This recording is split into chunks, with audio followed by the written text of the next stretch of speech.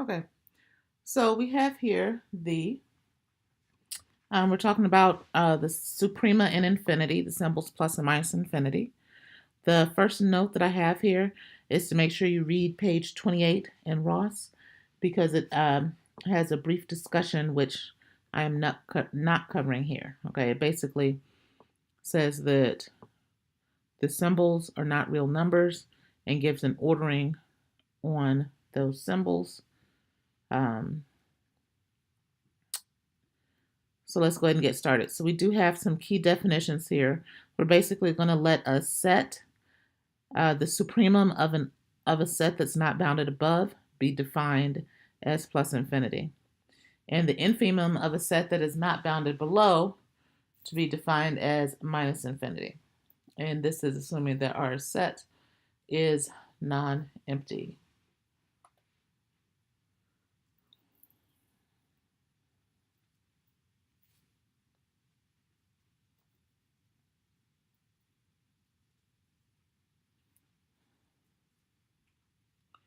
So in different, depending on a question always arises: what's the supremum of an empty set?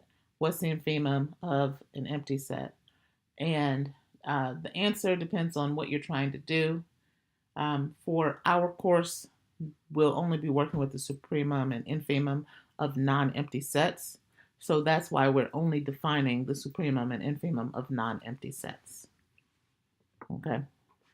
So you might get in other courses or, read other articles um, which do define, do define the supremum of empty set and all that.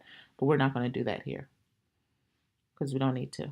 Okay, so now we want to prove that for non-empty subsets A and B of R, the supremum of A plus B is equal to the supremum of A plus the supremum of B.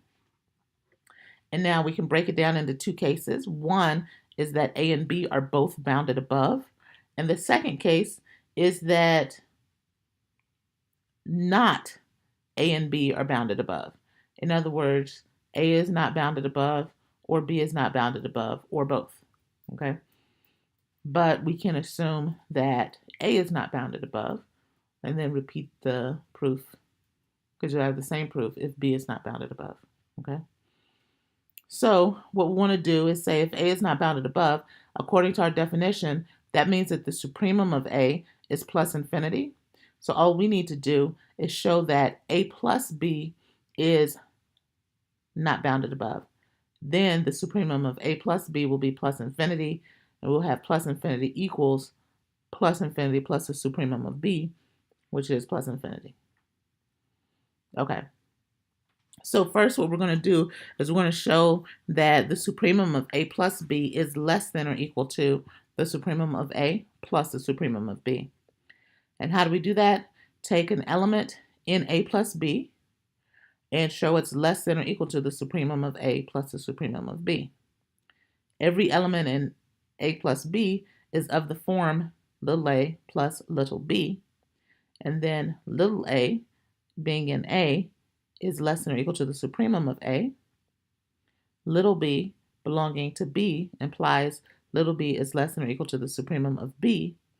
So the sum A plus B is less than or equal to the supremum of A plus the supremum of B. Okay? And so in this course, we will use the conventions that plus infinity plus plus infinity is equal to plus infinity. Minus infinity plus minus infinity is equal to minus infinity. Plus infinity plus minus infinity is undefined. Okay? So to show the opposite, or to show the other inequality, sup A plus sup B less than or equal to the sup of A plus B, we're going to use, we're going to use this definition of infinity plus sup B is going to be plus infinity.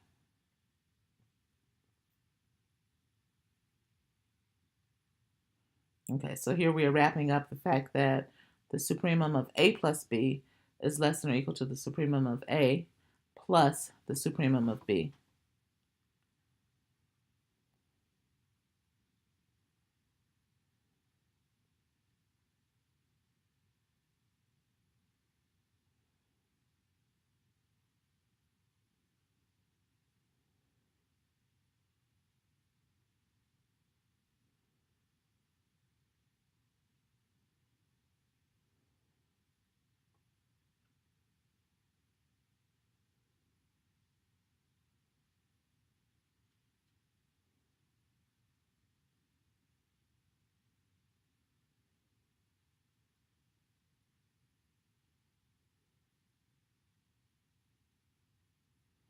So by assumption, by our hypotheses, A is not bounded above, so the supremum of A is going to be plus infinity.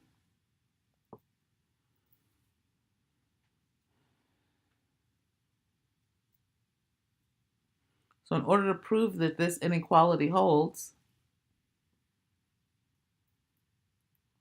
it suffices to show that the supremum, that A plus B is not bounded above.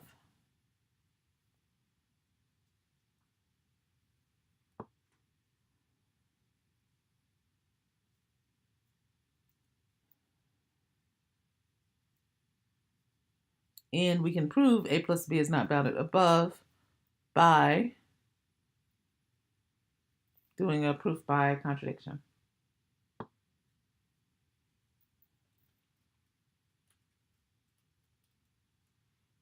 So we say, suppose not. Suppose A plus B is bounded above.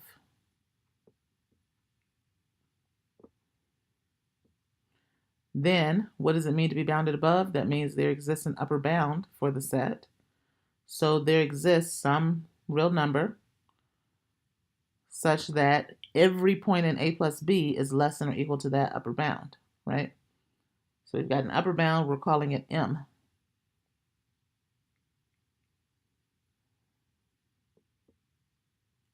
But now what does a point in A plus B look like? Well, it looks like little a plus little b, right? Where A is in A and B is in B.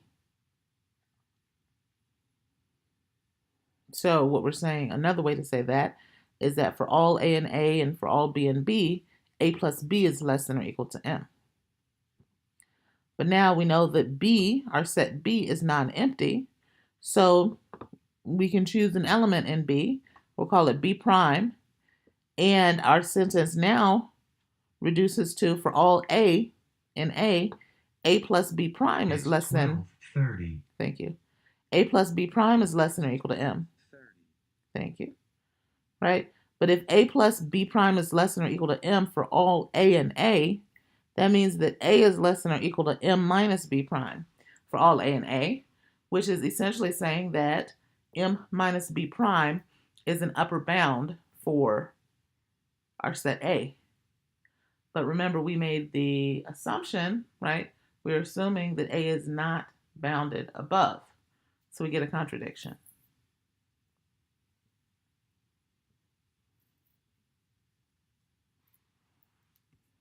And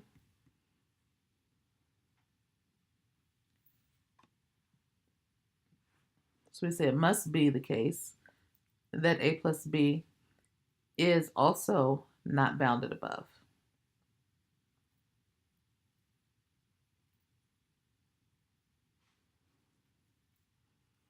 All right, so the supremum of A plus B is plus infinity, and the supremum of A plus the supremum of B is less than or equal to the supremum of A plus B, which is what we wanted.